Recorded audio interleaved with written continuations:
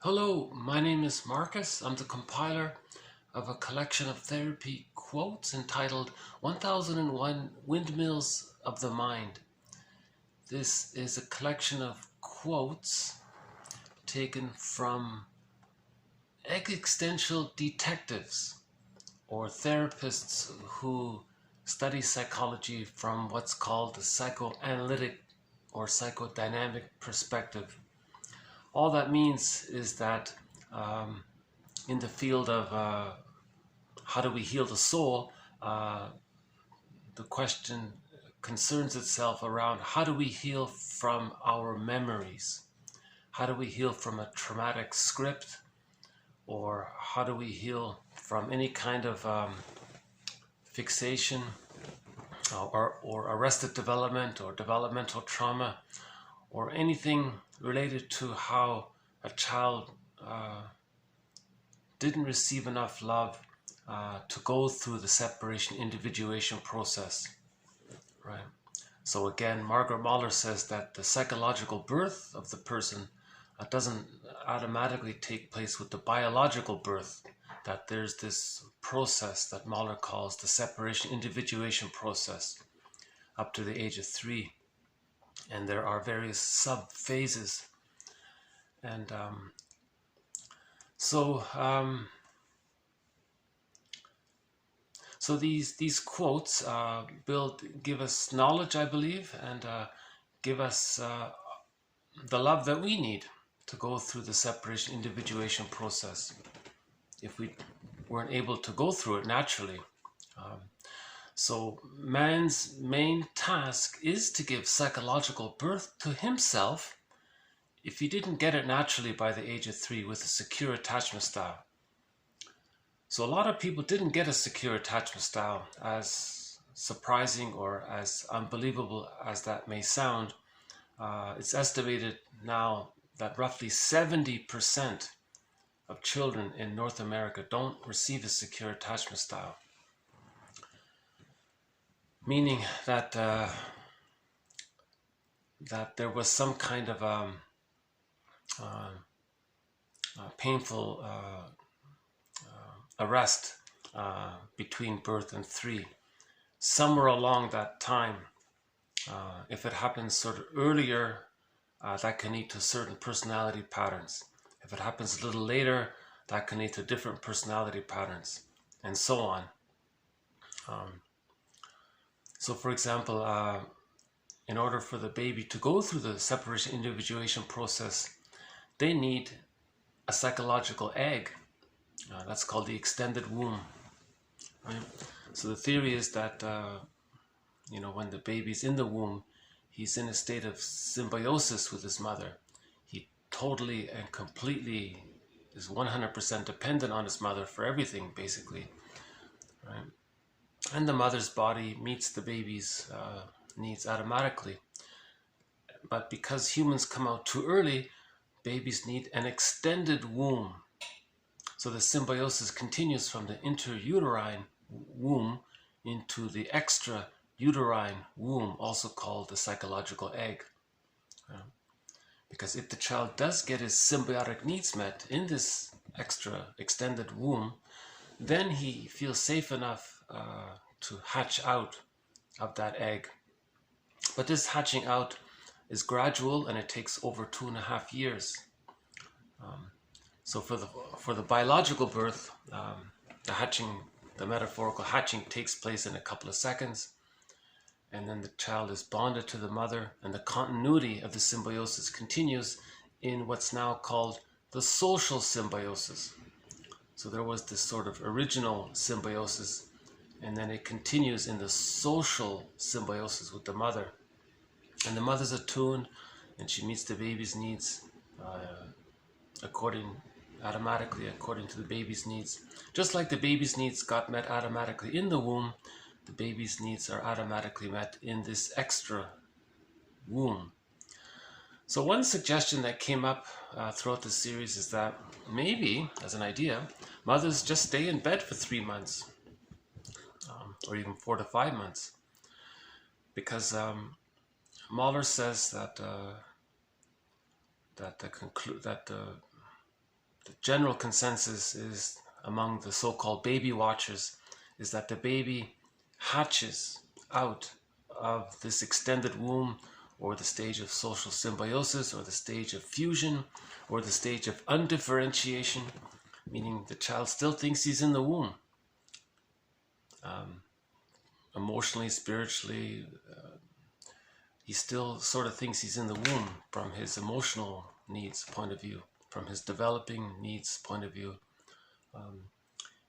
He may start to get some inklings cognitively that he's separated, but for the most part, the theory is it's not a perfect theory, but the general idea is that the baby is sort of meant to think that he's sort of still in the womb, that he sort of thinks it's all about him. He's in this womb. He doesn't have a full sense of him being a separate person and his mother being a separate person. So if he gets his needs met during the first 4 to 5 months, then he hatches out. Then he gets that sense that he's a person, his mother's a person. Not only cognitively, but emotionally, and in his feelings, and in his relating with his mother, that there's two people there. But this realization of differentiation is gradual. So it's a hatching out process, a gradual hatching out process. But the child does this at roughly between the ages of 4 to 5 months.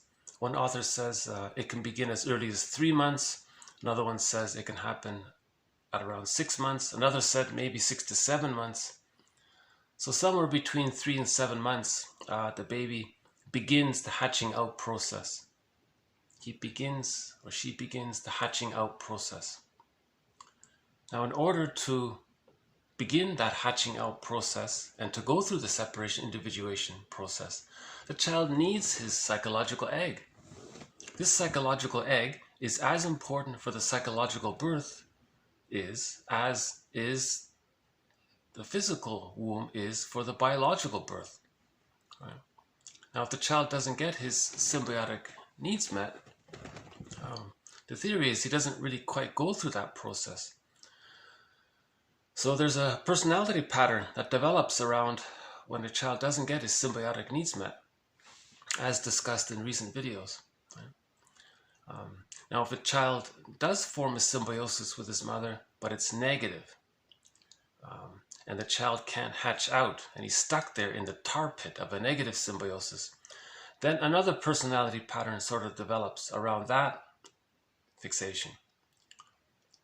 So one fixation is that when the baby's prematurely ejected out of the symbiotic egg, or he doesn't even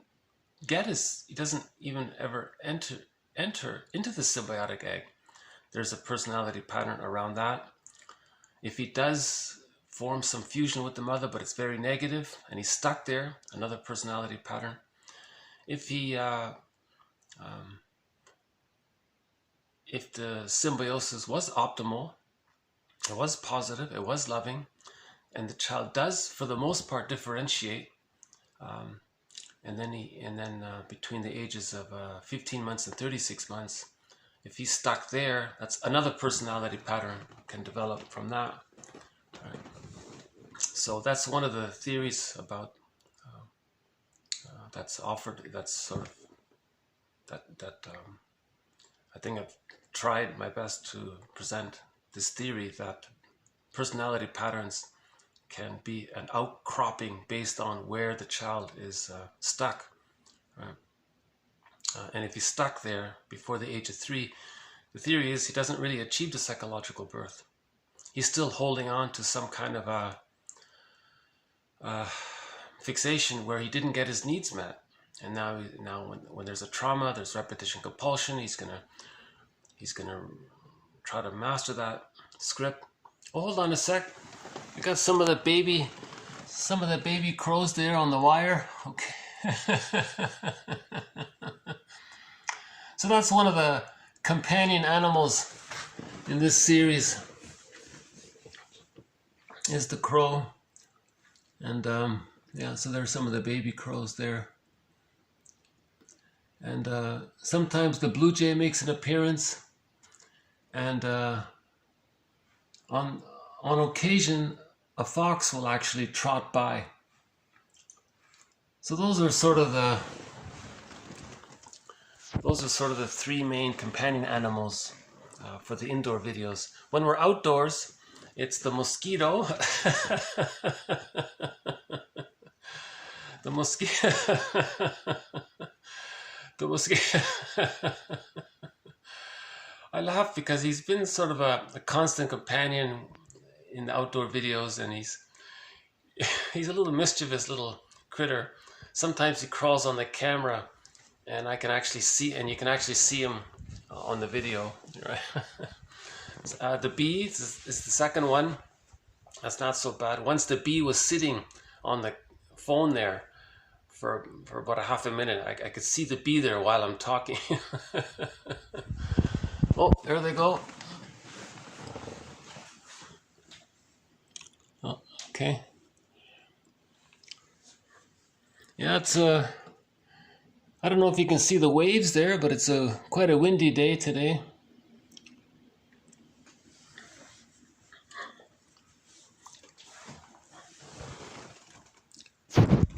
See, if it's too windy, I can't really do these videos outdoors. I don't mind it being cold, but if it's too windy, it doesn't really work. So the mosquito, the bee, and the fox sometimes trots along, just near the tree. Sometimes you can see the fox trotting along. So those are sort of the companion animals. And when we're outdoors, also sometimes the seal makes an appearance, the heron, and we had a couple of glimpses of the Canada geese. So we have a few companion animals in this collection.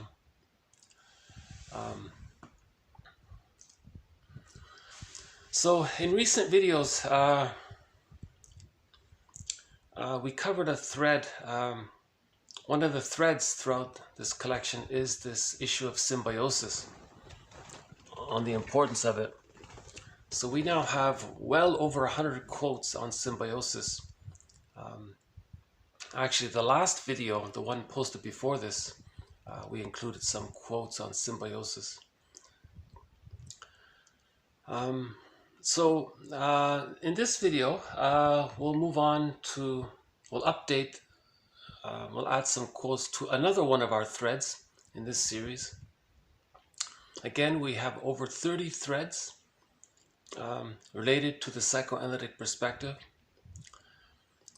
Okay, so just in broad terms, once again, these quotes are helping us to be our own caring witness. Grief is healed when it's witnessed by a caring other. So these quotes are giving us the knowledge and the understanding on how we can be our own caring other, to give empathy for ourselves and understand. Oh, there's the sun. Oh, that's nice. Oh, the sun just suddenly appeared. Yeah, you can see the leaves turning there. Oh, there are the baby crows. Yeah, okay.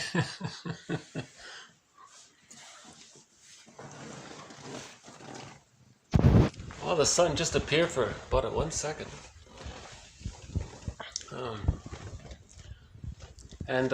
These quotes are helping us to be not only our own best friend, but these quotes are helping us to be our own existential detective. Right? Because if we can be our own existential detective, we can be our own alchemist. In the last video, we had a very good quote, TQ 1554. If you haven't seen it, I recommend a look at that quote. If you look up TQ 1554, and I also commented on it in the video, that quote talks about how we can be our own alchemist. Now that's a metaphor, meaning how can one find their personal gold, right? Their vitality and their feeling self. How do we find our feeling self, right? How do we find the firebird, you know? So these quotes help us in these areas, I believe. The thread on complicated grief is covered. We have a thread, like as mentioned, we have a thread on Margaret Mahler's theory about the psychological birth and the personality patterns that come out depending on where on the continuum a person's life force is fixated or frozen or stuck. Right? So we want to unfreeze that, right? So we want to witness it and understand it, then it melts, and then we take the threads of the old script, use those threads to weave a new, healthier script to reach the I'm okay, you're okay, the adult personality. That's another thread in this series. This model of the I'm okay, you're okay, that's natural, healthy development, and how all of the other versions are aberrations. Right? So anything other than I'm okay, you're okay is a problem. That's an insecure attachment style, that's arrested development. I'm okay, you're not okay, that's the narcissistic pattern. I'm okay, you're not okay, the codependent pattern. I'm not okay, you're not okay, the Iago, schizoid, these are all problems, right? They're in battle with the mother. They're trying to communicate that they're in battle with their mother. So they're recreating the scene in the present to try to communicate and try to get a better outcome with the mother, but it can't be done. So it's like Sisyphus. So these quotes are helping us to heal Sisyphus. Right? So we have a thread on emotional eating, the body bears the burden, a thread on every major defense mechanism, projection, projective identification, reaction formation, identification with the aggressor, the moral defense, rationalization, and a few others. We have a thread on Robert Bly's work, a thread on some of Loretta Bruning's work. We have a thread on William Fairbairn's model of the endopsychic structure. We have a thread on the work of Edmund Bergler, the negative magic gesture, Karen Horney's model, and others, and Masterson's model. We have a thread on interpretations, what that is, how that looks. We have a thread on the psychology of art, the psychology of humor, and the list goes on. We have over 30 threads. We have a thread on the psychology of religion. That's a very interesting one. I would think that this collection alone, just for the psychology of religion, is of immense interest. I would think would be of immense interest. Because someone said if you can understand the psychology of religion, you can be your own existential detective that way. Another one said if you can understand emotional eating, you can again be your own existential detective that way. You see, so each of these threads are like a little starting point. Right? So another one of our threads is the psychology of fairy tales. A little bit undeveloped, but I'll try to add a few more quotes to it. So again, myths and fairy tales are true on the inside, not on the outside. They're true on the inside. A myth or a fairy tale represents a traumatic psyche. Myths and fairy tales represent developmental trauma, and the characters are fantasized personifications of our memories.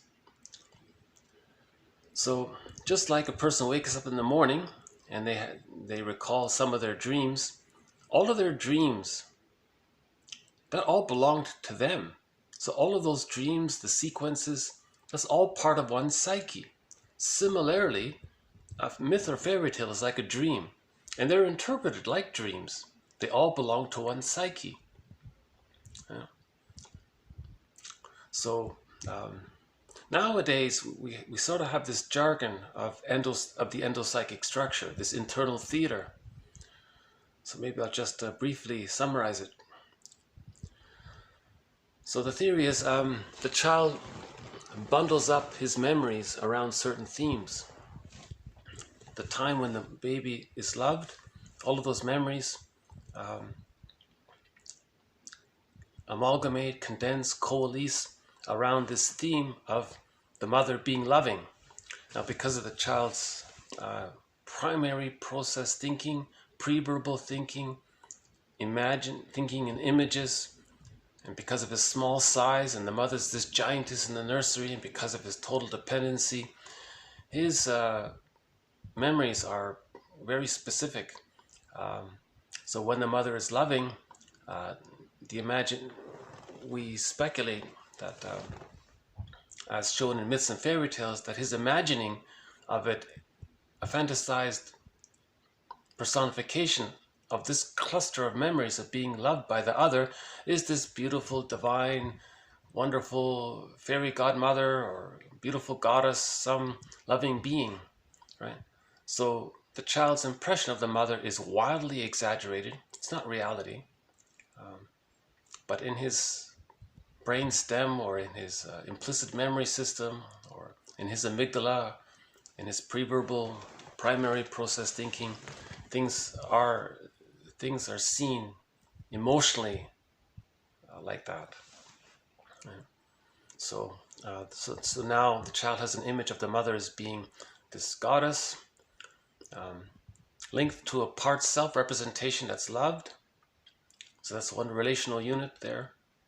Loving goddess, very happy child.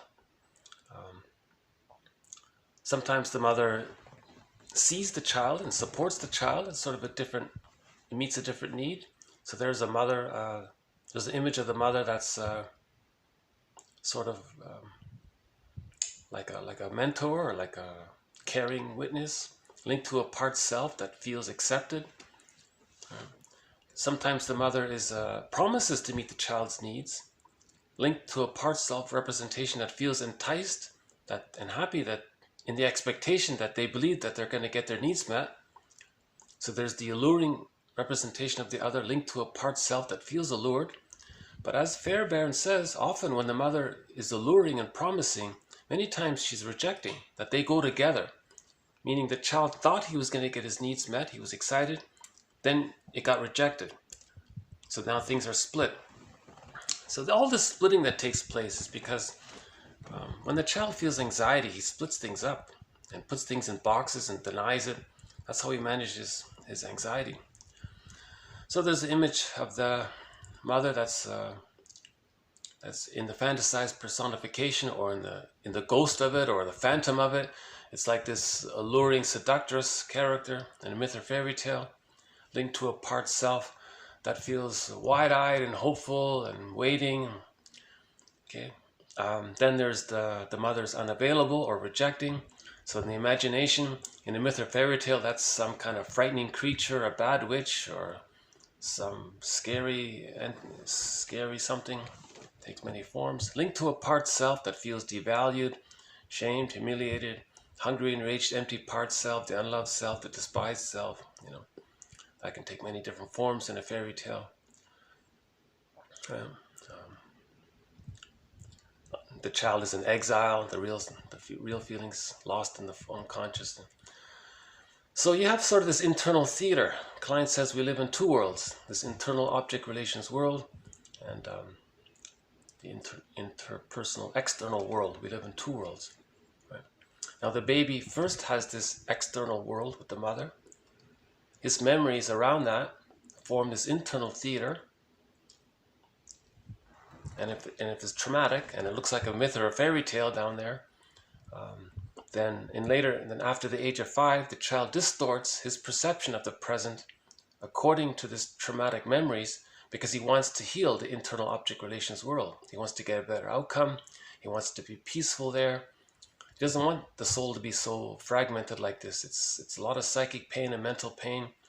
And if there's a lot of psychic pain and repression and compartmentalization, you see, then the person, when there's denial and repression, then there's what's called projection. The person sees what's disowned outwardly, that distorts reality. Projection is often behind prejudice. Right? So prejudice and projection are confession of the internal object relations world that the person's not aware of. in our thread on projection, a very good quote is, projection is the means of bringing repressed material to consciousness. Projection is the avenue or the vehicle or the means of bringing repressed material to consciousness. Because when there's a trauma and there's so much repression, the psyche seeks healing. How is a person supposed to heal? Well, the psyche gets the person to believe that some substitute other, it's a safe, non-threatening substitute other, somehow possesses the characteristics that they're denying for the person to see what's within. So that's sort of the psyche's attempt to make the person conscious of their unconscious. So this internal theater, now we have this jargon of the endopsychic structure. But before this jargon, we had myths and fairy tales. So myths and fairy tales were sort of the psychology of in the past. So again, a myth or a fairy tale describes a traumatized psyche. Any person's traumatized psyche. Now, since nobody's perfectly 100% fully healed, everyone can sort of relate to myths and fairy tales to some degree or another. Hence their enduring appeal for thousands of years. We're constantly drawn to them. Children love them because it acknowledges that the mother's sometimes loving, that's the fairy godmother. Sometimes the mother is the bad witch, and the child is uncannily curious and recognizes this. Yes, the child thinks his mother is loving and frustrating, but the child denies it. Now, ironically, the very same mother reads the story, and the child enjoys the story because the story is talking about his experience with his mother. So the good witch, bad witch, or the goddess demon, that represents the one human mother. But from the baby's point of view, it's split. The baby can't handle the experience of feeling that the mother's unavailable. So the baby thinks that's the bad mother, but he's bonded to the bad mother, but he can't believe it. So he fantasizes in his hallucination that the mother's good. That's called a splitting defense mechanism. So he believes he's bonded to the good mother when in reality he's bonded to the bad mother. That's splitting. So in the fairy tale, that's the goddess and the demon. The mother reads a story about a goddess and a demon. The child is very interested because it sort of validates and it sort of conveys what the child is feeling and experiencing. So again, art is a way to safely acknowledge our feelings. So myths and fairy tales are arts, right? Works of art. So again, that's that point there. That's called the moral defense. I'll have to. Maybe I can just quickly review that one. The moral defense. So why does the child believe that is? So the theory is, if the mother is more unavailable than available, the more unavailable the mother is, the more the baby needs the mother, the more the baby clings to the mother, the more he's stuck there waiting for her, stuck in this negative tar pit symbiosis of waiting for the mother to give the love that he needs, because the child needs the love to leave the mother, and that's painful if he's not going through the separation individuation process. It's painful for the child not to be loved. The only source of love for him is the mother, but the mother's rejecting, so he clings and he waits and he clings and he waits. So he's stuck to the image of the frightening mother, waiting. But it's too painful, so he hallucinates that the mother's good. That's called the splitting defense mechanism. It's a trick of the mind the baby uses. Now this activity is also called the moral defense. So maybe I'll just do a quick. Okay, this quote here is coming up in a future video. So maybe I'll just, as a preview, let's do a sort of a preview of the moral defense here. Okay, so William Fairbairn wrote how crucial it is to feel that the mother is good, even if the badness must be felt in the self in order to preserve that belief. Again, Fairbairn wrote how crucial it is to feel that the mother is good, even if the badness, quote, badness must be felt in the self by the child in order to preserve that belief. The child must believe that the mother's good. If she's rejecting, the child feels unloved, he'll accept that belief. So that's the I'm not okay, you're okay mindset. At least then there is a connection and hope of redemption, right? A child can only survive believing that the mother is good because, quote, it is better to be bad in a world ruled by a good mother than to live in a world ruled by a bad mother. Okay, that's called the moral defense. In a world ruled by a bad mother, quote, the individual may escape the badness of being bad, but the psychological price to be paid is very high because the world becomes a place without possibility of love or any kind of personal salvation. Right? So natural development is I'm okay, you're okay. Love is the norm. Love is the natural course. Right? So if he doesn't get that, he's hoping for it. So he creates the delusion that the mother's good, even though he's bonded to the frightening mother. So he adopts the I'm not okay, you're okay mentality. And there's the hope of redemption that way. That's called the moral defense. So we'll follow up on that one later, I think. So, so the child using the moral defense is meant to be just sort of up until the age of 3. By the age of 3, this gets resolved. It becomes existential hearsay. He no longer needs to use that splitting defense mechanism. He can let go of that so-called moral defense where he believes he's bad and the mother's good. At the age of 3, he can say, oh, I'm okay, mother's okay, we're two different people. Yeah, mother's sometimes unavailable, but he can accept that. He can tolerate that reality, that ambivalence. But if the mother's too painful, he can't accept it. He still uses the splitting defense mechanism, the denial and the repression of one side. He still holds on to the moral defense. And if that's too painful, he can't hold on to the moral defense, he identifies with the aggressor. That's even a worse case scenario. That's another personality pattern around this. That's why in the fairy tale things are a little confusing and chaotic. It's trying to convey some of this what we now have jargon for. Myths and fairy tales try to convey the very same things that we now have jargon for. You see, so the jargon is helping us to make things more conscious. So this is a step in the healing direction, right? So these quotes are helping us to be more conscious, I believe, as well. Okay, so this internal theater that's going on, this endopsychic structure, those cast of characters there, right? We describe this in the story of a myth or fairy tale. And again, every character in a myth or fairy tale represents one internal psyche, one traumatized internal psyche.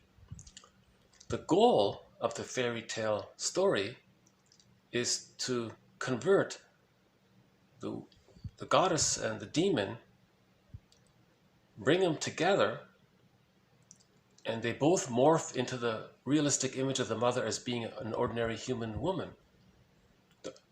A mother is an ordinary human woman, but in the memories of the emotionality and spiritual connection to the mother, it's more like a goddess and a demon. And that's why we distort reality in our exaggerated, wild, fanatical opinions in relation to this painful split within.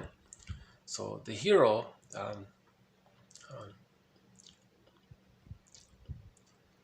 at the end of a fairy tale or myth, when he finds the gold, he does the alchemy. So that quote about the alchemy, maybe I'll just quickly mention it here. So this was in the last video here. The goal and gold of the alchemists, the union of the opposites.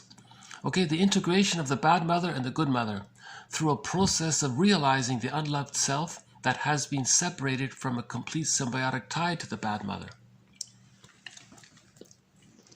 So the healing is the person admits that they're bonded to the frightening mother. They try to decathect But to do that, they need more understanding. That means they're bringing the split images of the mother together to see her as an ordinary human person. Then a person gets the key out from under mother's pillow. With that key, the story Iron John, right?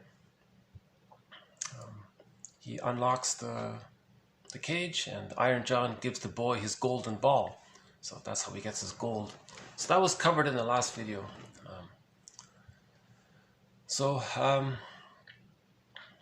In other words, healing means we have to heal the splits. To heal the splits, we have to forgive the mother. But to forgive the mother, we have to accept that we are wounded by her.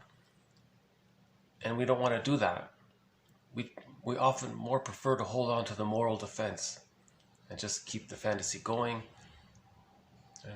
And then that ties into the psychology of religion. Okay, just imagine this fantasy being in the sky somewhere, and you're one with them, and they're all good, and you're no good. So you're preserving that fantasy, that hope, that fantasy, right? But in the psychology, you want to be aware of this so you can heal it rather than just repeat the fantasy.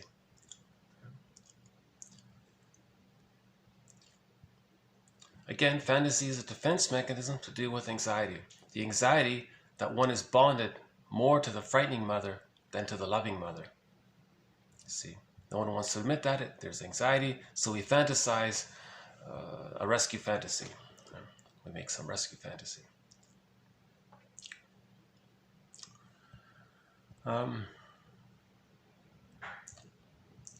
So the main point for this video is the main idea for this video is that there's this internal theater. We depict this internal theater in myths and fairy tales. Myths and fairy tales describe this internal theater. Like that child said, myths and fairy tales are true on the inside. They're not true on the outside, they're true on the inside. Okay? So that's a key point. You have to, I think, that needs to be really emphasized. Myths and fairy tales are true on the inside. They're fantasized personifications of our memories, the childhood memories. And if it's traumatic, that's why it's chaotic. So, TQ 1544 in a previous video mentioned this point. Fairy tales are understood as representing fundamental developmental conflicts, accounting for their enduring power over time. Okay, again, fairy tales are understood as representing fundamental developmental conflicts. Okay, so the main fundamental developmental conflicts are the child didn't get enough love, right?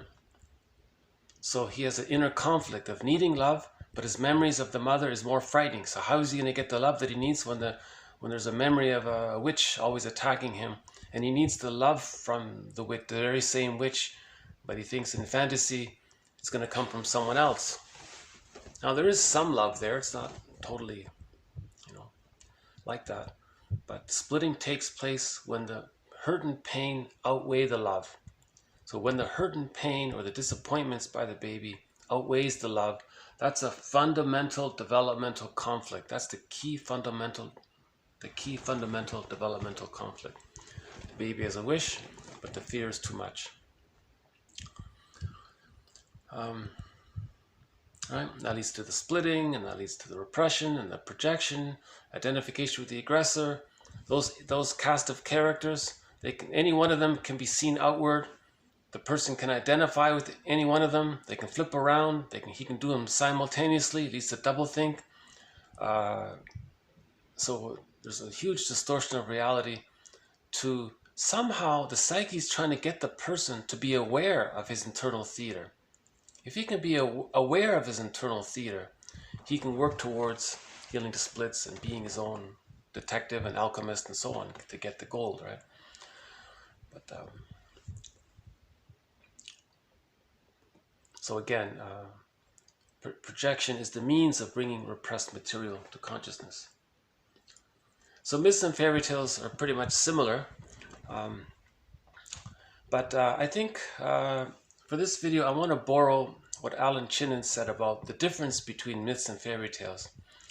he said, if I understand it, that myths represent a more broad, general, vague description, like the broadest of the broadest description of our fundamental developmental conflicts, whereas fairy tales represent specific examples of it. So myths speak about things in general terms, and fairy tales are more nitty-gritty examples of it. Right? So I think for this video we'll go with that.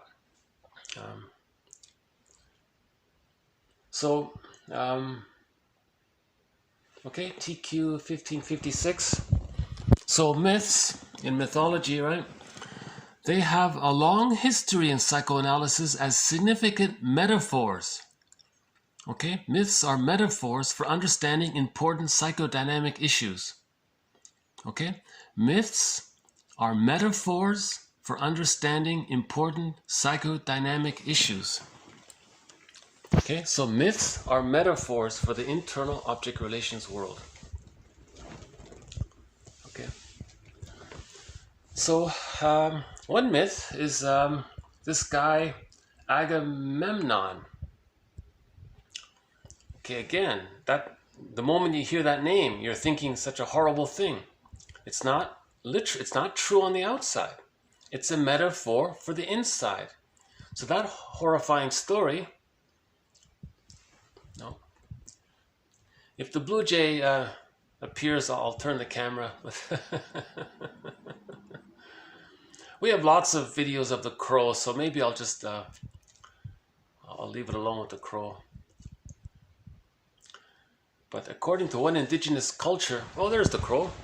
According to one indigenous culture, the crow is the keeper of psychological knowledge. The crow, because he's considered so conscious and so sort of observant, he's considered sort of a guardian or keeper of spiritual knowledge, psychological knowledge. So it's interesting that the crow is one of the companion animals in this series, since we're talking about psychological knowledge or spiritual knowledge. And so in a minute, the crow's going to make a leap on the table and grab a little snack. Okay.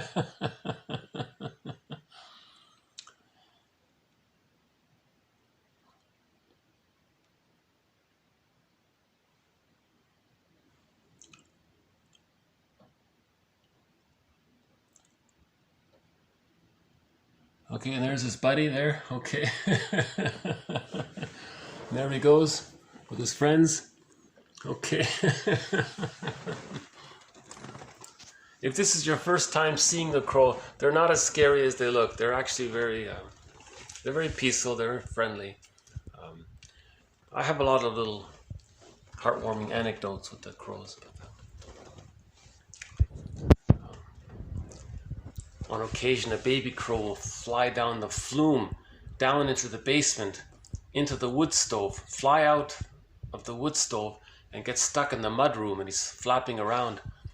And then his buddies are trying to get my attention, and they're saying, "Hey, let our friend out." So they're very social, you know. And,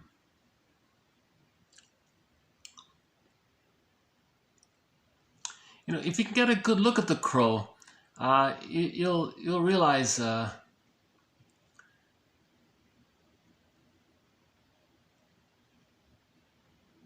Okay.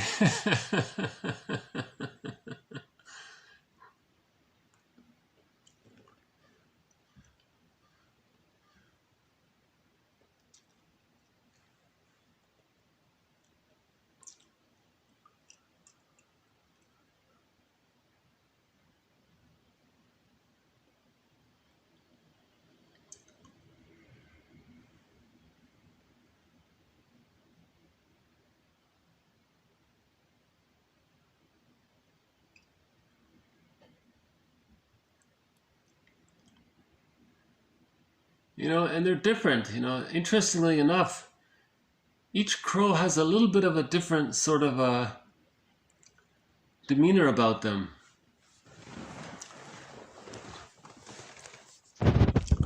Hopefully the blue jay will come by. Once the fox came, jumped on the table and took the snacks.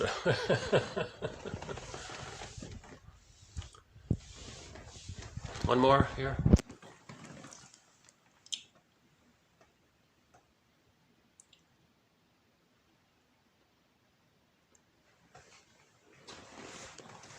Okay, so enough with the crows. So, okay, so myths, so that Agamemnon one, again, you first hear that, it's a terrifying thought. It's not literal, it's not meant, the storytellers who came up with these myths, they're trying to talk about the betrayal of our own feelings. So when a person betrays their feelings, okay. So in the story, the daughter, a man would have a lot of feelings about it. He would love his daughter. So that's sort of how it's overly graphic. They're overly dramatic. It's an approximation. But how do you do it? What metaphor do you make to describe betraying your feelings? Right? So the story was he was ambitious, he wanted something, but to do it he had to betray his feelings.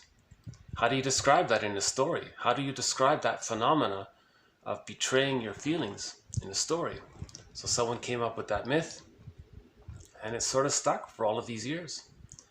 And we even have an opera. Maybe at the end I'll play some of the opera from that story about betraying our feelings. Okay, okay. So the crows are, I'll leave the crows alone there. So now, an important point about dreams is condensation. In a dream, there's no time, there's no sense of place. Things are condensed. You can take a snippet from one time, an event from another time. You can transfer feelings from one event onto characters of another event. So there's condensation and displacement. Okay, so keep that in mind. In dreams, there's condensation and displacement. So you have a dream, and in one sequence, you're dreaming something from childhood. A split second later, you're dreaming something from yesterday. A split second later, you're dreaming something from a week ago. There's no time. They bring things all together into that dream world. In the dream world, there's no appreciation of linear sequential time. They just bring things all together to make the point. See, again, the psyche is transferring feelings from one event to another to link the feelings together. So there is sort of an attempt to heal there. Right? Just like in our daily lives, we're trying to heal. Well, in the nighttime, it's a continuation kind of thing.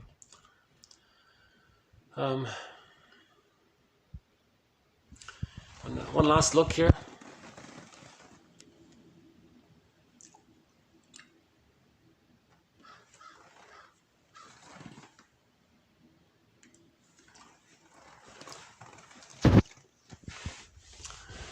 So, and then with displacement, a person has a feeling they can't feel.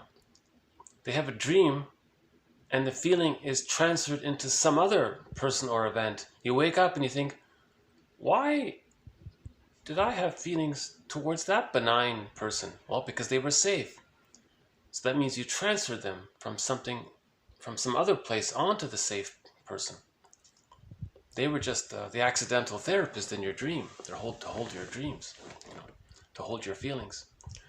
So in myths and fairy tales, it's the same thing is taking place. There's condensation and displacement. Okay, so originally this character Agamemnon, okay, so he's got a brother there. The brother's feelings were taken away. Okay. Now sometimes the mother grabs the baby's feelings. If the mother is using the child to comfort her, she's extracting the baby's feelings, wanting to make the baby comfort her. That means she's not available to meet the baby's needs. So it's as if the mother took the baby's feelings away. So in the story, you got the guy who took Helen, right? Helen of Troy, right? Someone came and stole that, the guy's wife there, or whatever, right? Agamemnon's brother's wife. So something from the outside grabbed away your feelings. That's one little sequence. Okay, condensation. What would be a follow-up to that? Okay. So you do it to yourself. So identification with the aggressor. If the mother betrayed the child sometimes identifies with that. Okay, to master that pain, they identify with it. The child can't accept it, so he makes the desperate maneuver of doing what she's doing to see if he can manage it or change it or control it somehow or change. Now he's doing to himself what his mother did to him. So in the story of the so-called Agamemnon complex, that represents the psychological dynamic of betraying our feelings. You see. Okay, now let's look at another sequence. How do we heal from this? Okay, so now one of the daughters is Electra, and one of the sons is Orestes. They want to say no to the aggressive mother. They want to confront the mother and say, no, don't take my feelings. So Orestes is, again, when you hear that name, you're thinking some terrible thing in the story. It's not that. That's a metaphor to describe the child saying no to the mother, confronting the mother. That's the child saying, no, mother, you're not going to take my feelings. I'm a person in my own right. And there's a lot of anxiety around that. See, so when Orestes does that, he feels a lot of anxiety, persecutory anxiety. In the myth, that's the Furies. So when the Furies in the myth represent the person's persecutory anxiety of trying to say no to the mother. Because if a child says, no, mother, don't do this to me, the mother will withdraw her love. The child feels immense persecutory anxiety. That's the Furies. Okay. So that's this quote here, right? Okay, TQ 1562. The Furies who pursue Orestes, okay, seek vengeance on him for separating from his mother. Now this is interpreted as the externalization of his persecutory anxiety. Okay. By the way, at the court scene around this, Apollo didn't support Orestes. Orestes is a hero. He's the true, original hero because he confronted the mother. Then there was that there's that internal theater. There was like this court scene there. Did Orestes do a good enough job of saying no to the mother, but understanding her at the same time and realizing that it's okay for him did he do a good enough job? Athena said yes. Now in that court scene, Apollo's side was against. Interesting, right? So Apollo's not such a great guy as we often think he is. Apollo is sort of similar to Agamemnon in a way. Just sort of a footnote. So Apollo also betrays feelings, right? But we'll just stick with the Agamemnon complex for now. So again with Orestes. Okay, Orestes doesn't say my moira did it, my unconscious did it, right? He doesn't blame his unconscious. He wants to take responsibility for his unconscious, right? So Orestes doesn't say, my unconscious did it, as many clients do in therapy, meaning, quote, my unconscious did it, faith did it, I couldn't help it. Orestes says, no, I'm going to take responsibility for this. If I was unloved, I got to heal this, right? So Orestes took self-responsibility for his healing, you see?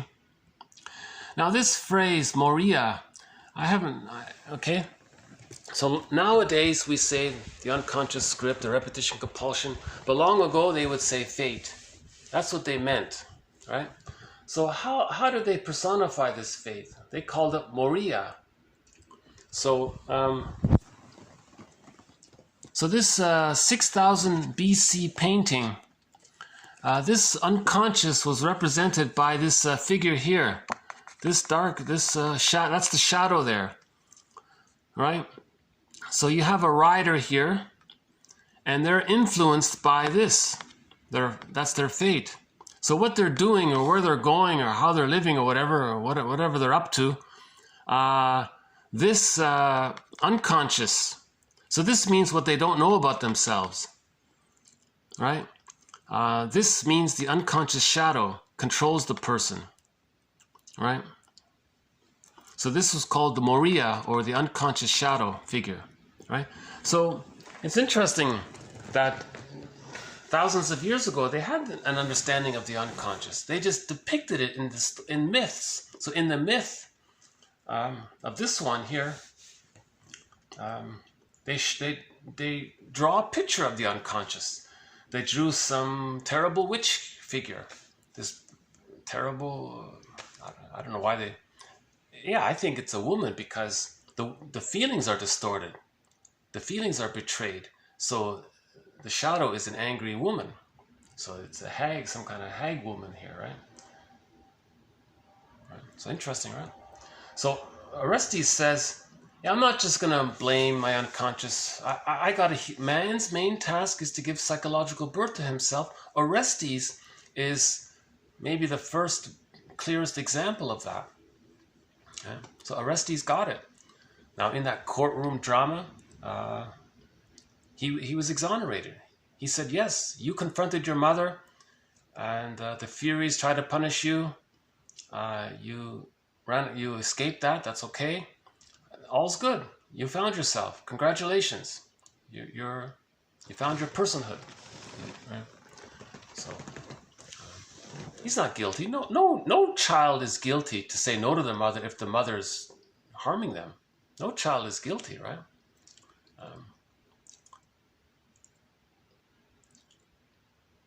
If someone if someone speaks up to their mother legitimately, look, mother, when you did this, I felt hurt. The child's not wrong to do that. He's making an I statement. You know? The mother might say, well, might make some rationalization. No, that's... you're doing to me what maybe your mother did to you or something. You're caught in your repetition compulsion. The mother might go, oh, really? Oh, I'm sorry. Then you can heal intergenerational trauma that way. So, okay, another one. So Orestes, his sister was Electra. So they both participated in this. So Electra was part of this scheme to separate from the mother. Electra and her brother Orestes are determined to separate and individuate. Now in Euripides' okay, so he's the playwright, right? Euripides. So in Euripides' version and in Sophocles' version of the story, we finally see Orestes separate from his emotionally unavailable mother, right? The Jocasta mother, right? And as well, he's separated from the stepfather, right? So in the process of being angry at our mother, we can call this, one author calls this the Orestes complex, which in this case is a good thing, right? Hostility against the mother based on excessive attachment to her can be designated as the Orestes complex. So if the child got the trauma, that's a loss. When there's a loss, there's grief. Now we know the stages of grief. In one of the stages of grief, there is anger at the mother. Now that anger at the mother, temporarily, if he's focused on that, temporarily, we can say it's okay to temporarily have an Orestes complex. Now if he has it forever, that's a problem. Maybe that's in a different context, if a person is always angry at his mother constantly, well, then he has the Orestes complex in a negative way. But he can have it in a positive way if it's brief and it's clean. It's an I statement. He says, look, mother, when you did this, I felt this, and it hurt me, and I'm angry. That's clean. So that anger is like a brief self-assertion. That's maybe a healthy example of a positive, temporary Orestes complex.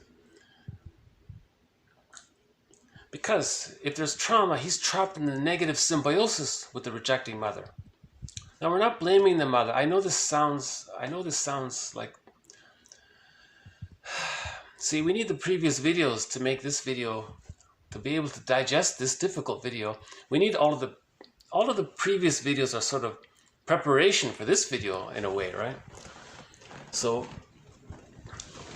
the mother,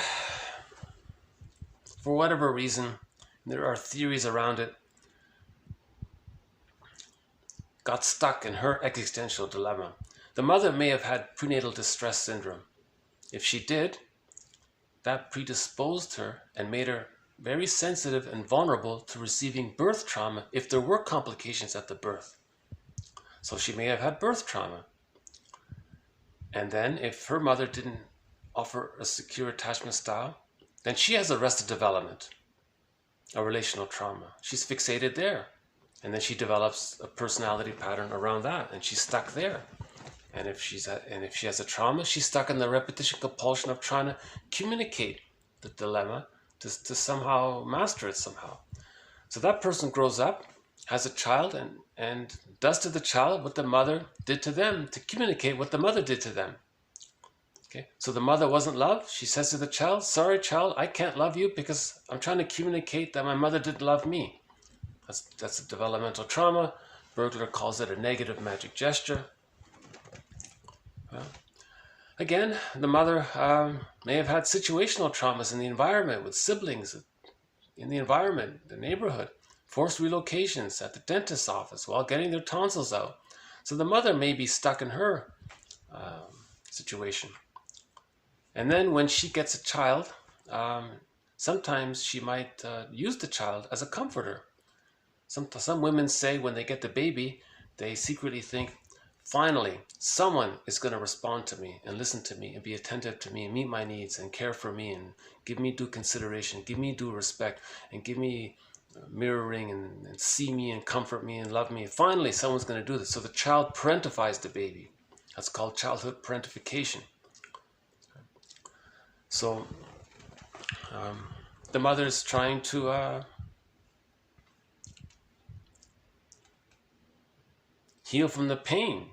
The mother has immense psychic pain. So she unconsciously is trying to get loved. And she's not being reasonable anymore, you see. She forgot the prime duty of a mother is to meet the baby's needs. Mothers are there to meet the needs of the baby, not the other way around. Now, if it is the other way around, that's called the Jocasta complex. Or, in this series, we're calling it the Jocasta style of mothering. So when a mother does exploit the child, use the child to meet her, either to comfort her or to communicate her anger at her own mother by showing her what the mother did to her by doing it to the child, right? So that's called the Jocasta style of mothering. So she's stuck there, you see. Now the child is not responsible for that. So in this case, Orestes and Electra, right? So Electra, when we say the Electra complex, it means that the daughter is stuck in a negative symbiosis with the mother. That's called the Electra complex. Right? Now, if the son is stuck in the negative tar pit with the mother, that's called the mother complex. I'm not using the other term because it's so confused and so distorted. Okay? Now that son with the mother complex, when he grows up, and if he has a son, and he does the same thing that his mother did, we say that he has the Elias complex. Okay, so again, you hear that horrible story, Laius, what a terrible thing. That's a metaphor of the father doing to his son what his mother did to him because he wants to communicate what his mother did to him. You see, repetition compulsion. When there's a trauma, there's repetition compulsion. We're trying to heal Sisyphus. So the goal of all this is to heal Sisyphus. Now, TQ 1557 addresses this. A model for modern man. Albert Camus picked Sisyphus. Again, a model for modern man. Albert Camus picked Sisyphus. For example, hurt people to communicate their hurt, while in the process of doing that, they re-trigger their hurt. Now, seeking to communicate that, they hurt people and then re-trigger their hurt.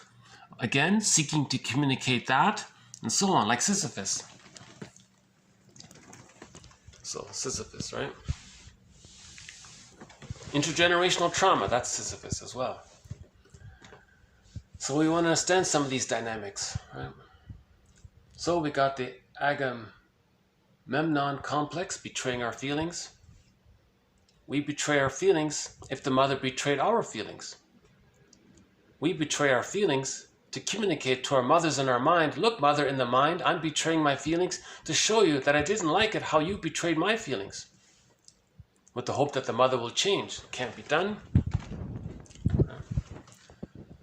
So again, we have to forgive the mother. She was caught in her dilemma. When we understand the mother, we can get the key out from under mother's pillow. That's the alchemy, and we get the gold. Right? So how do we forgive the mother? Well, we have a sub-thread in this series. Maybe I'll just briefly try to mention a part of it. A part of it is that for 150,000 years, all babies got a secure attachment style. All babies, when they were born, they were bonded to the mother. The mother met the needs automatically. Those children grew up with the I'm okay, you're okay. That's called the tolerant personality or the adult personality. The healthy, loving, functional, generative adult, right? So for 150,000 years, the theory is, according to one author, humans generally were adults. We didn't have all this cynicism and sarcasm and schadenfreude, us versus them. There weren't these kinds of things that took place. There were little fits of jealousy around personal things, but there weren't really extreme tribe versus. They didn't really have that. If there were conflicts, they settled them in a more fair, reasonable, According to her, children got a secure attachment style, and most people, and the adult personality was the adult mind, the I'm okay, you're okay one. Then she asked the question, what happened? What changed? When did we begin this I'm not okay, you're okay, or you're okay, I'm not okay, I'm not okay, when did this begin? She said maybe it began with the birth of farming and agriculture.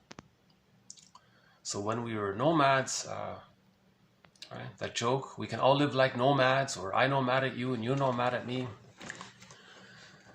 So when we discovered farming and agriculture,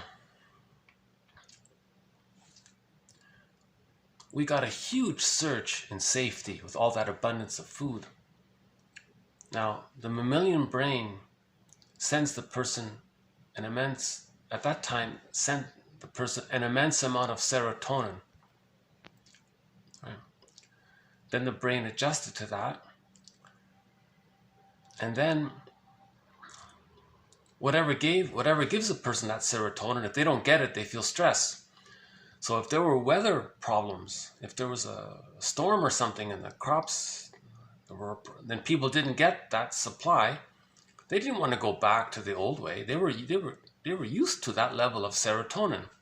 Then they felt stress if they didn't get it. So then that started a sort of panic. Now people thought we got to expand the farm.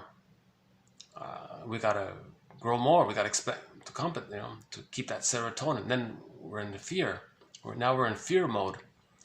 Now how do we expand the farm? Well, we got to pillage. Well, how do we do this? Everyone thinks that's not natural. Everyone everyone is cooperative and things are more I'm okay, you're okay. Well, if we're in this panic, we gotta do something. So one activity was, well, if we're in plundering, one idea was either we got to sacrifice the children. Someone called it suffer the children. They suffered the children. They made the children suffer. Either they left them behind in order to pillage, or someone thought, well, maybe it's better to traumatize the children, then they'll grow up with the prejudiced personality. Because if the children are traumatized, meaning that they don't get a secure attachment style, a lot of things get repressed. When things are repressed, they identify with the aggressor, the aggressive person who repressed them.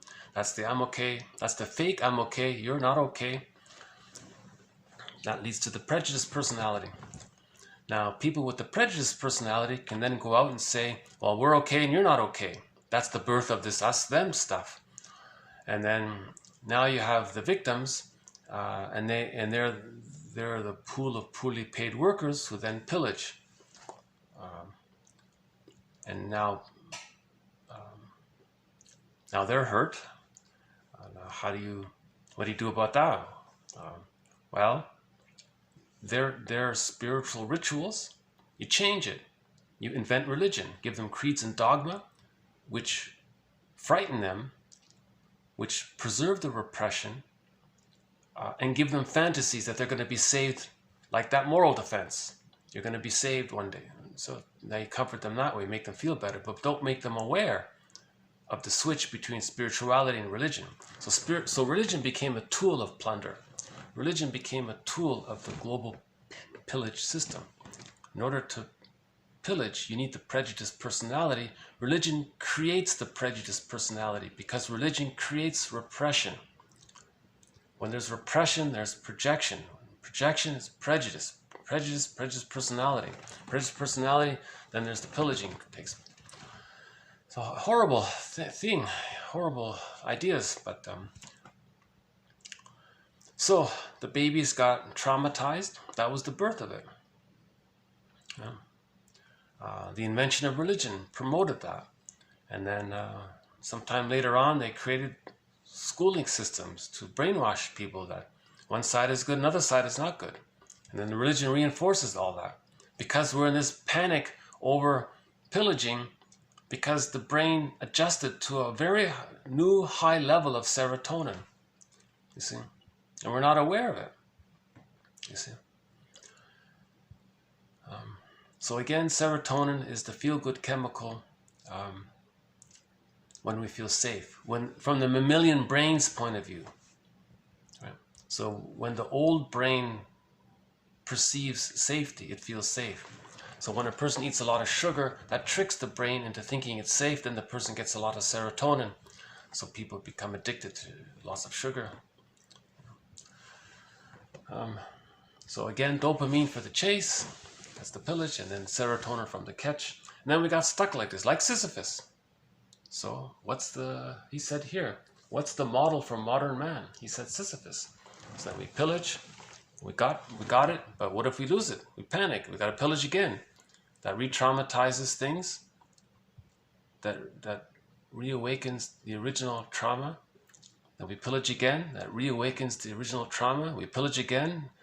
Okay, then if you look up on YouTube, Rabbit is Up to Tricks by Joy Harjo, it sort of explains that. You know.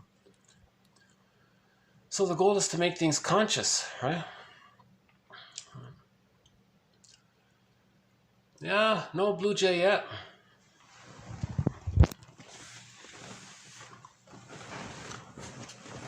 Yeah, take a stretch here.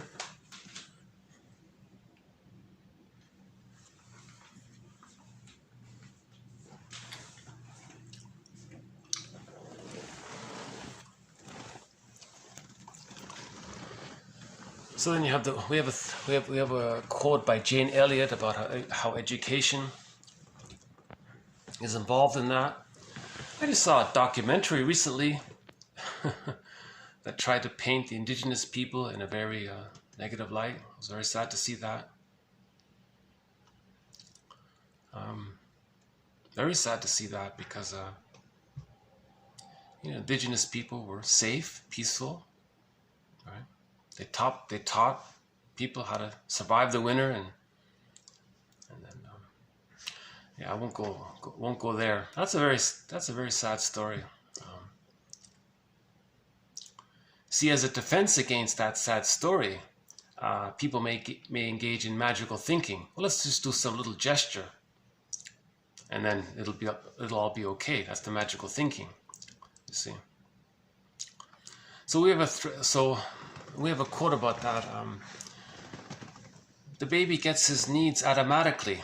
Then he has a thought. He gets his needs met. Then he might make a gesture. Then he gets his needs met. So we're stuck there. So in later life, people, well, let's just make this little gesture, and then everything will be okay. So there's, I don't know if you follow that, but I'll have to pause on that one. Maybe we'll follow up on that one later. Yeah, that document. Yeah, I mentioned it because that documentary is sort of fresh on my mind now. Okay, so let's do one more quote here with the Furies. Okay, so the Furies, sometimes called the Rennies or the Furies. Okay, now they persecute Orestes after his separation from his mother. Okay, that's his persecutory anxiety, right? Now the Furies, they change into the Eumenides, benevolent goddesses who protect the self or the city. Okay. So originally, Orestes had this persecutory anxiety of the memory of not being loved. He faced all that. Now those feelings in the end he accepted his feelings, and they became part of him. And his feelings serve as a protector, benevolent protectors. So in the story, they become benevolent guards of the city, or goddesses of the city, right? You see? See, when you're in touch with your feeling, when you accept your feelings, they serve you. They serve you, right? That's what that means. Whereas in the trauma, your feelings are not serving you. You're running from them. Now you accept your feelings, now they serve you. That's the big difference, right? So that myth describes that.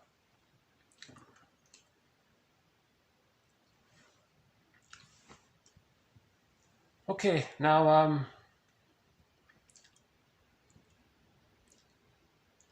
the Odyssey, another myth, is also a successful story. So we have Orestes, that's a successful story. The Odyssey is also a successful story. So Odysseus was also removed from his feelings. Poseidon said, that's his unconscious, the personification of his feeling, all that's unknown about him. Poseidon said, you got a journey, you're going to feel and suffer. So for 15 years, Odysseus went through all of his trials and tribulations, right?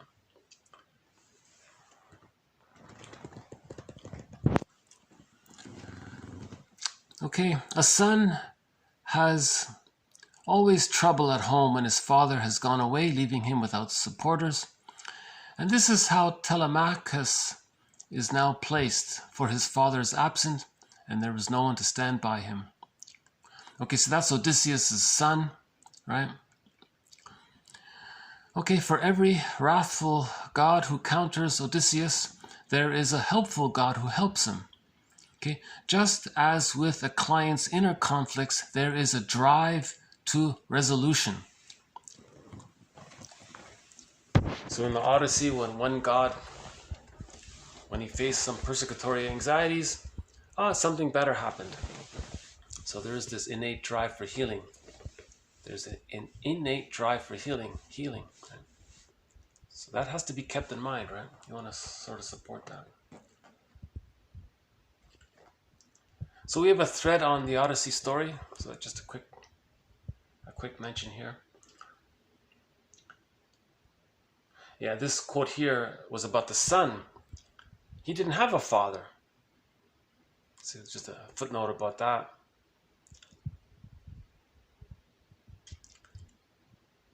that represents Odysseus himself. That represents Odysseus not having. That represents anybody who was overwhelmed by the mother's needs, and there wasn't maybe a father's presence to help protect that or ease the child out. So that's where that book, When He's Married to Mom, is useful. When He's Married to Mom told a sad story. The mother was a Jocasta mother, exploited the child. The husband was shocked and upset and disturbed to see that his mother was so rude to the son. The father tried to, at one point he tried to protect the son. Because of work, he wasn't around, he couldn't. He was overwhelmed, he just gave up and said, I don't know what to do. Fine, terrible wife, you keep the son, let me free. So the son had no father to help. So that would be, you could see how that could lead to a mythological story. That emotionality could lead to a myth. You see, that simple self-help book sort of can lead to a mythological story.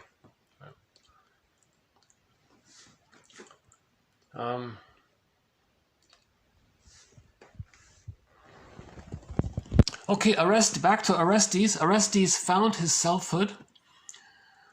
Athena has encouraged Telemachus by telling him about the story of Orestes. So Orestes is sort of a role model for Telemachus. His point was that the story of Orestes came before the story of the Odyssey.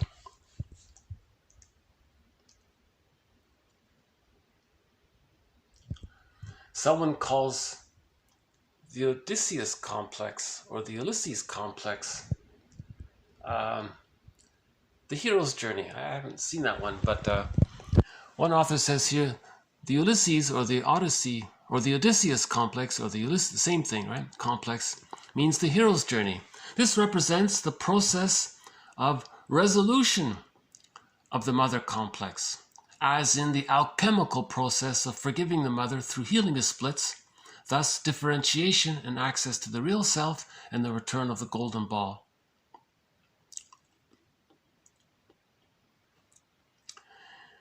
Okay, back to Agamemnon. It is Agamemnon's fate that the gods deplore. Descending to the world of the dead, or the underworld, Odysseus meets Agamemnon, who gives him a bit of advice. Odysseus also sees Jocasta in...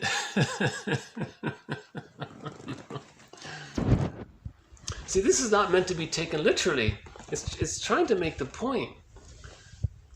The woman using the Jocasta style of mothering, her story is that she didn't achieve her selfhood. She spent her whole life, like Sisyphus, trying to get her needs met from her son, but it couldn't be done.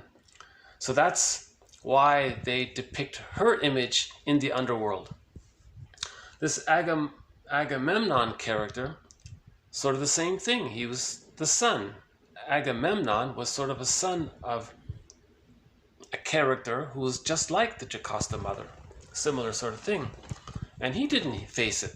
So Jocasta and Agamemnon didn't do the hero's journey. That's why they're in the underworld. Now, Odysseus faced the underworld. He faced the underworld and he met them. You see, he met those two in the underworld. You see, that's what he means by that. So Odysseus had a successful outcome at the end. He got home to Penelope, means he found his feeling self. Now, Penelope can be the golden ball as well. You see, I think in fairy tales it's the golden ball. In myths, it might be the marriage with the Penelope character, his feeling self. These things take so many different forms, but a lot of them mean sort of the same things. Now, I have no reference whatsoever. This series, there's no Lacan, there's no Jung, and there's no... the reason there's no Freud is because he wrote in German, and I don't speak German, and I don't trust the English translations. But I'll just include this one footnote here. In Jungian studies, the Electra myth is often referred to when discussing the struggle women have in using their aggression in ways that free them from their mothers. I include this quote because at least this makes the clear link. When there's a complication between the daughter and the mother, when the daughter is caught in a negative symbiosis with the mother and she can't free herself psychologically, emotionally from her mother, they're like one there. The daughter has the Electra complex.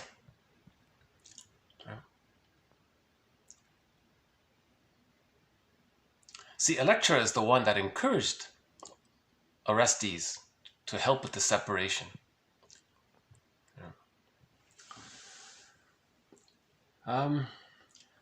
Yeah, I hope some of this has at least piqued some ideas. I'm learning about this myself. I never studied mythology really, but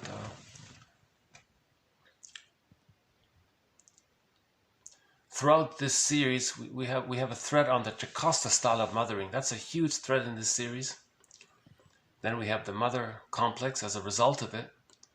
So the boy with the mother complex, he's the victim of having a mother who adopted the Jocasta style of mothering.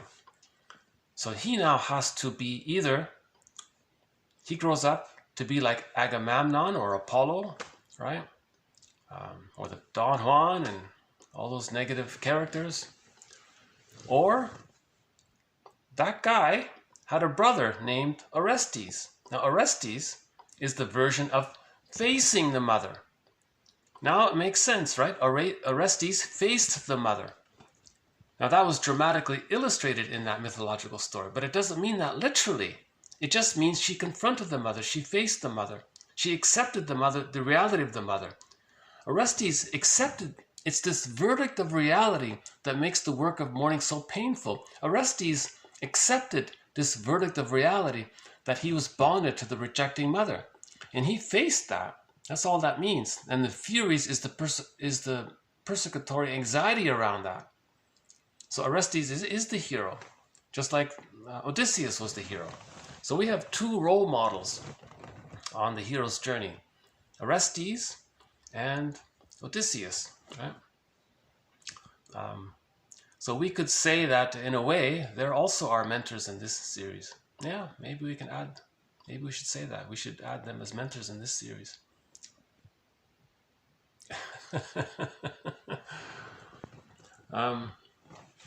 And the other ones, here's that art quote. Art is at once our greatest refuge from the world and our surest connection to it. Again, art is our greatest refuge from the world and our surest connection to it. You see? So these mythological stories, art, it's our connection to ourselves, and also it offers a measure of safety and little distance there.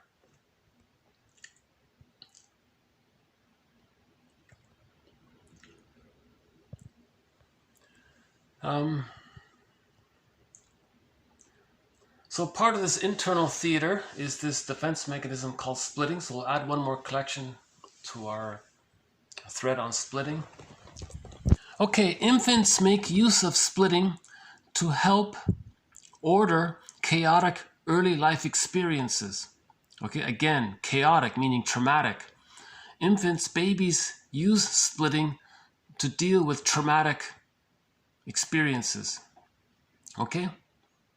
Splitting allows babies to let in as much of the environment as they can manage when they still lack maturational ability to synthesize incompatible or complex experiences into a whole. See? A malady of the personal synthesis.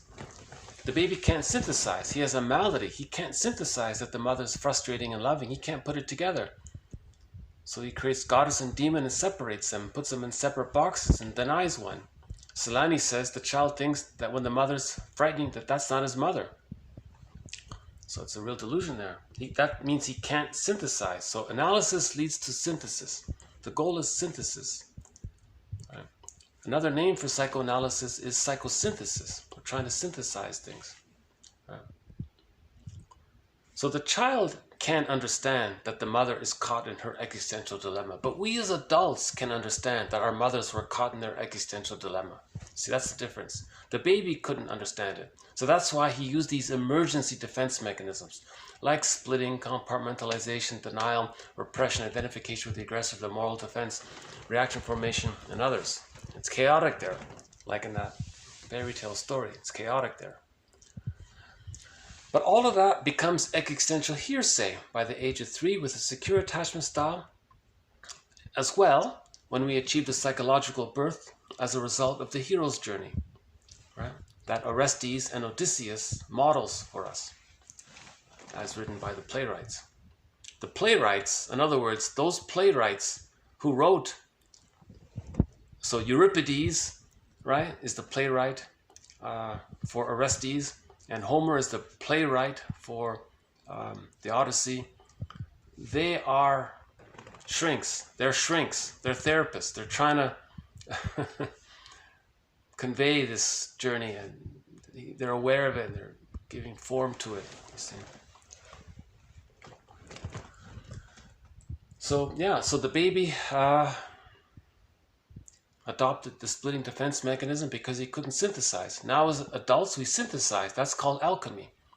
When we bring the opposites together, loving mother, unavailable mother, see her as one person, that's bringing it together. Mother is one person, that's called whole object relations. Then we get the key out from under mother's pillow, hence the golden ball. Okay, another one here from Flanagan. Okay, in psychodynamic theory, the word object usually refers to people, but this jargon here can mean anything that we have an emotional connection to. Okay, so things, for example, can become objects when they are deeply and symbolically connected to powerful object experiences in the inner world. For example, a cookie may function not only as a treat, but also as a symbol of care and nurture. Okay, so we call it internal object relations theory. We have a connection to each of those fairy tale characters. We have emotionality. We have emotions connected to each of these characters. So each of these characters is an object. That's all that means. But in general, externally, if you have an emotional attachment to something outwardly, you can say that that's an object. Usually it's people, but you can have strong emotions to other things, to places, to your employer, to the thing, to nature. You know, I love the heron. I would say maybe that's an object for me, or a maple tree. Things that you really love a lot. You have an emotional sort of investment to it. It provides comfort or soothing or something. If someone is in love with a painting, remember paintings are symbolic are symbolic comforting presences. They're symbolic of the mother's comforting presence. So a painting is a comforting presence. And you take comfort from the painting. You might say that's an object. Pets definitely, for sure, are objects for a lot of people. Pets. People have a lot of strong emotions with their pets. So anything you have an emotional to, anything that you have emotions to either internally or externally, it's called object.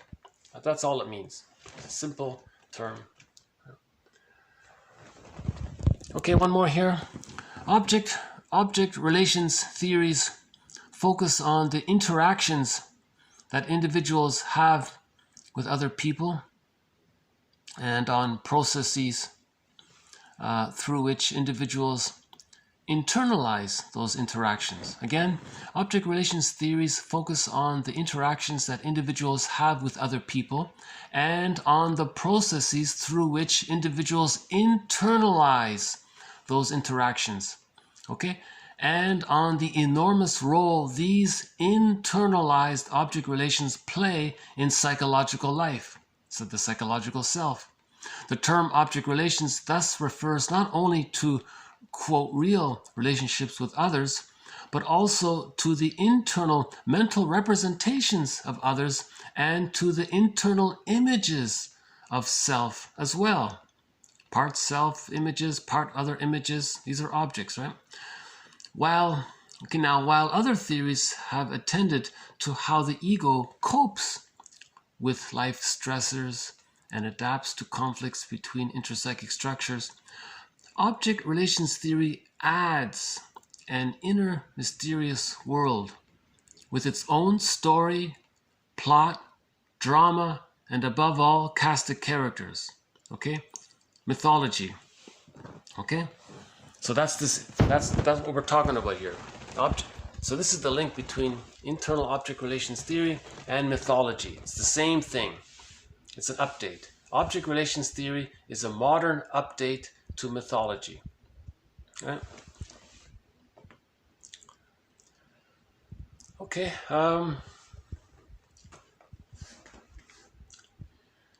So that do you want to hear some of that opera? Okay. Yeah, this is a tough topic. I realize I feel like I'm missing a lot. This definitely will be updated. You know, whenever I do a video that's sort of vaguish, I always feel like I want to update it and improve on it. This is one of our threads in this series, this the psychology of myths and fairy tales. So we're gonna work on it. So here's an opera based on the story of Agamemnon. Now remember, he's the guy that always betrayed his feelings and never got it. That's why he was in the underworld. When Odysseus went into the underworld, he saw him there. Sort of meant that, right?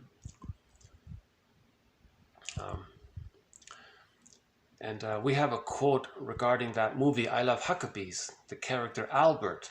Albert, they said in that story, he always betrayed his feelings. So Albert has the Agamemnon complex. See? Now, long ago, this story, this idea of betraying our feelings was mainstream hundreds of years ago. So one opera around this story is this one here. So I'll just play a part of it.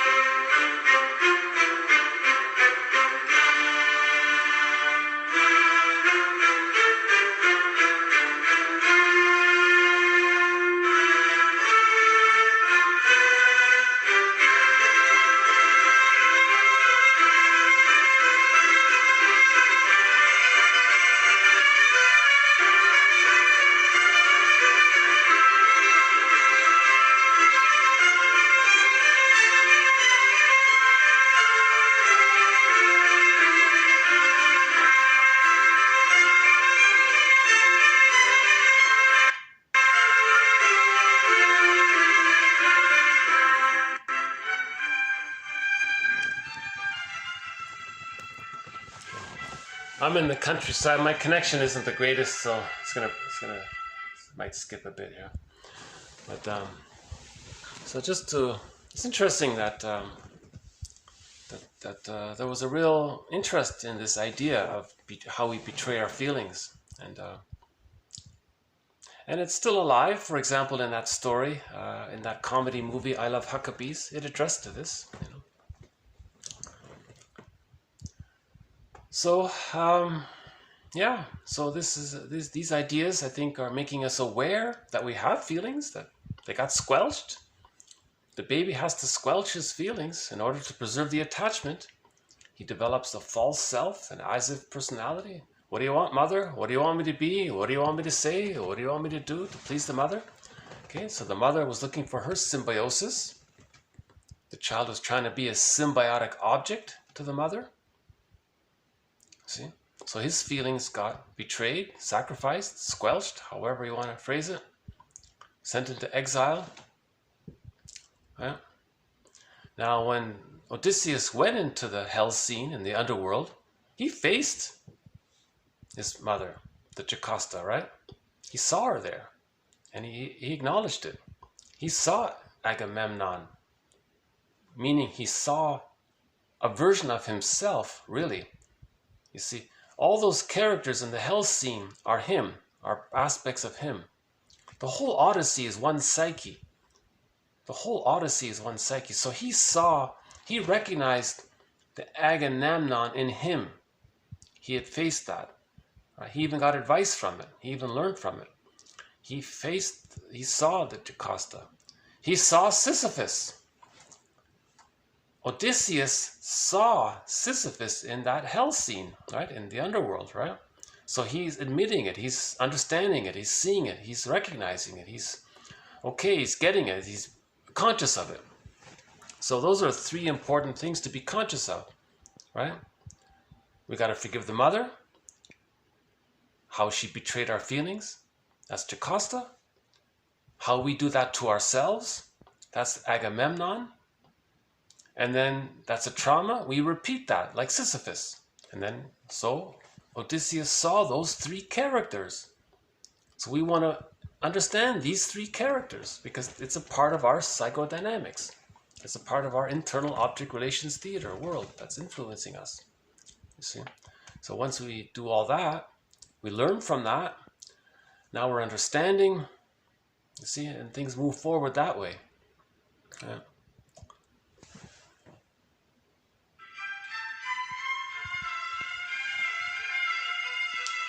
The composer is a guy named Gluck. Not Pluck, it's Gluck.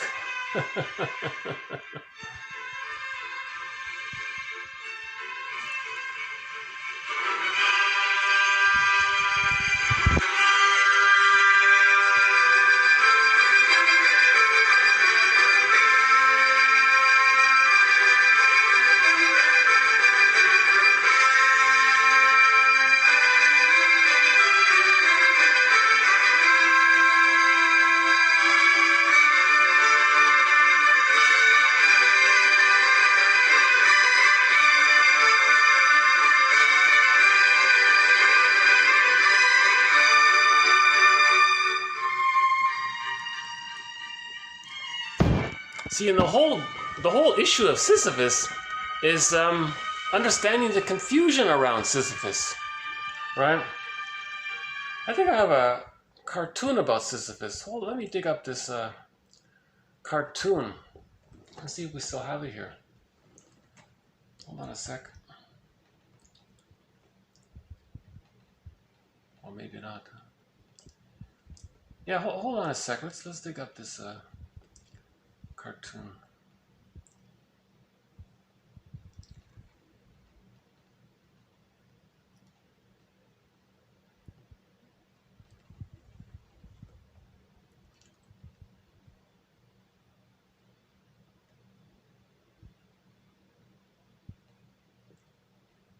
Oh, maybe not. Oh, my mistake, huh? Oh, sorry about that. There's a cartoon of Sisyphus. And you have these people watching Sisyphus with this question mark. Like, what is all this? What's he doing? Like, there's this whole confusion around Sisyphus. Like, what is he doing? And, oh, by the way, here's Odysseus.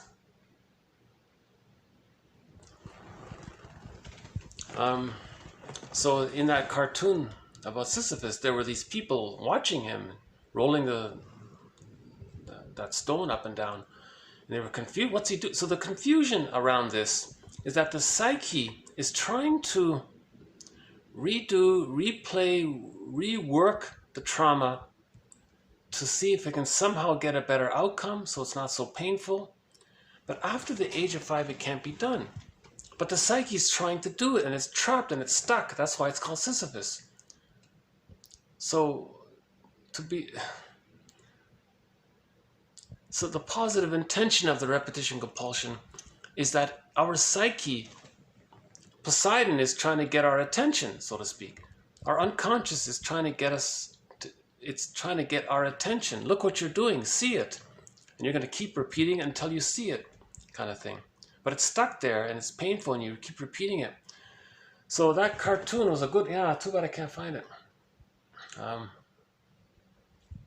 Hold on a sec. Did I really lose it? Maybe I accidentally deleted it.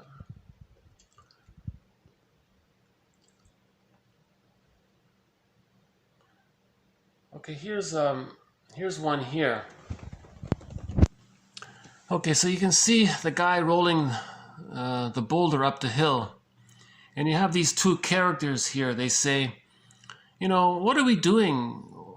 One guy says here, I completely forgot why we're making him do that. Why are we making him do that?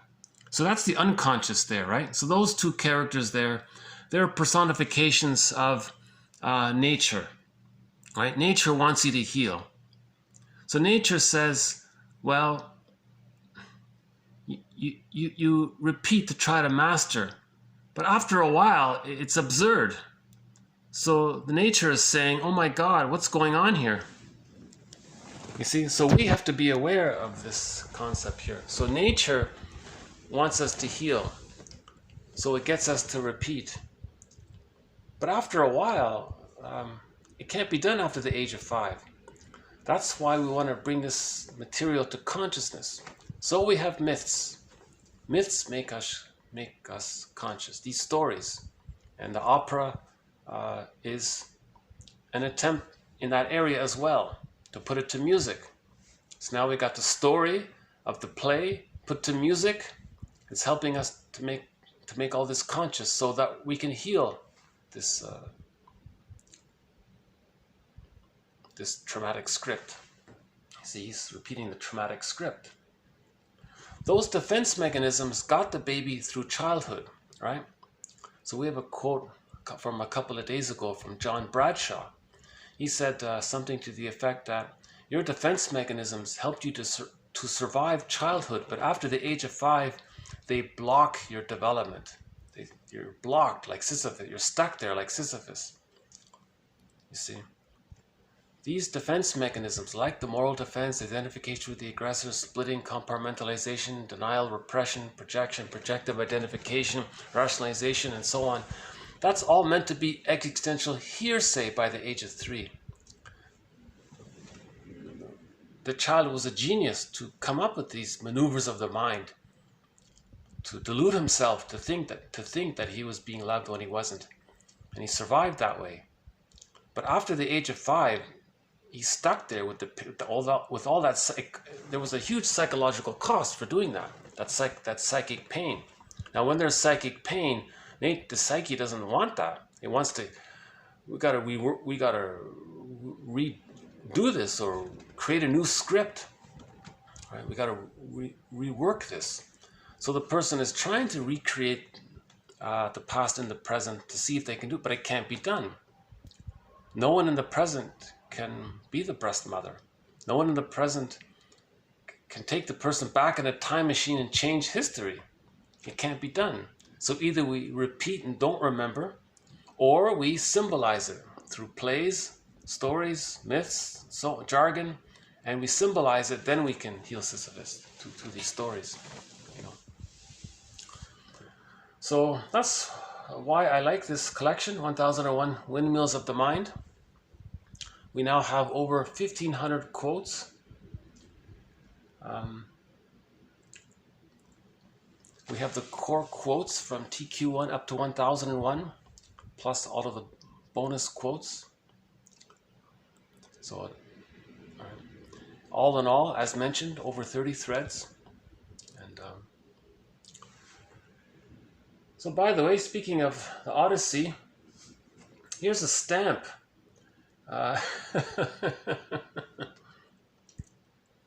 So there's Odysseus. Odysseus with the sirens, right? So Odysseus, hears the song of, oh, don't try to separate from your mother. Just stay regressed, stay infantile. He says, no, I'm going to resist it. So he ties himself to the mast, you see? And the other guys have wax in their ears. And he resists this temptation. You see? Now those sirens represent that false promise. The false promise of the repetition compulsion. Try it again. Maybe this time you'll get it, or maybe this time. Or the sirens represent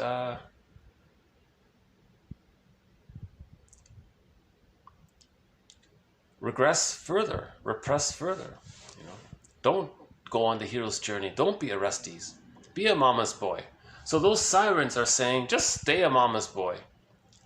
Now, all of the men that did listen to that sweet song, Temptation, remember? So we know the story. They crashed and they failed, right? Now Odysseus is aware of this because this, in this scene here, just prior to this scene, he visited Jocasta. He was in the Hell's scene. So he visited the underworld. When he came out, he bumped into the sirens. So he knew he's got to change. So that's why he tied himself to the mast to convey that kind of right?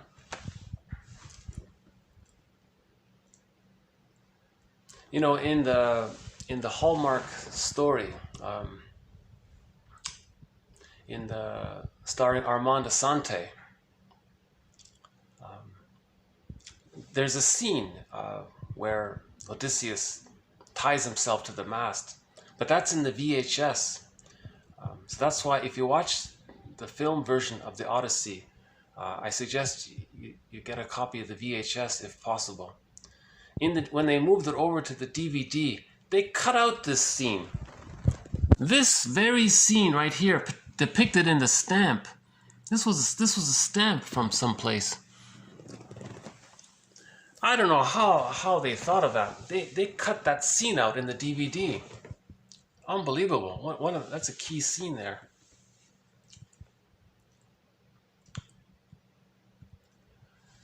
Great soundtrack, by the way. So this is called The Odyssey, starring Armand Assante. That's the best film version. To my mind, the only real decent film version of the Odyssey is that it's Hallmark, by the way. Well, Hallmark Productions plus an international crew with directors and film crew from other countries. It was an international production. So somebody got the idea, for the sake of, we got to have a decent film version of the Odyssey. So that was a good effort. If you haven't seen it, the first part, not so much for the first part, it's for the parts 2 and parts 3. It was a TV miniseries. So never mind part 1 so much. That we know about that. It's part 2 and part 3, the journey, Odysseus's journey, right? Beginning with Poseidon, when the unconscious is talking to him, and Odysseus is shaking his head. Who are you? I'm your unconscious.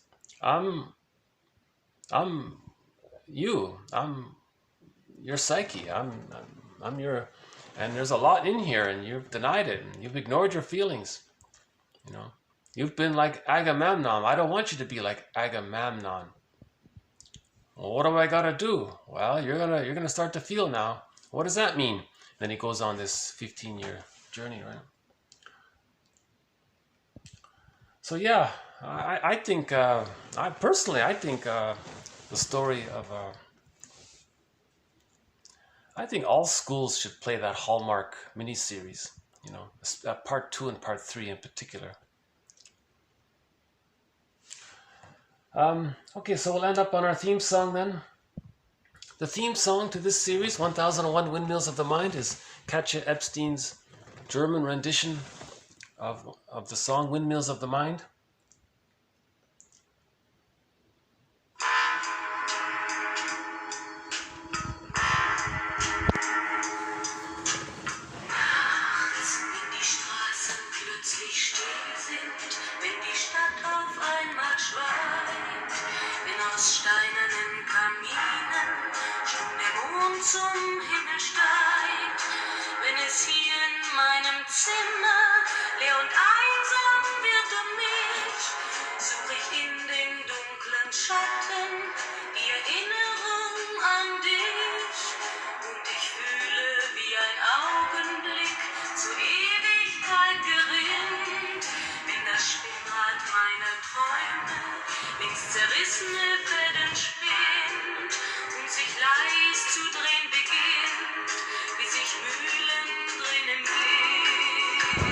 Okay, so thank you very much.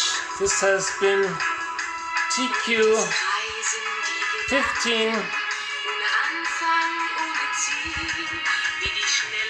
1556 to 1572. We added a few more quotes on our thread on the psychology of myths and fairy tales. A couple of quotes, one more quote on the defense mechanism of splitting, one more on object relations theory, and we'll have more quotes on these threads. Thanks very much. Bye for now. In the windmills of the mind.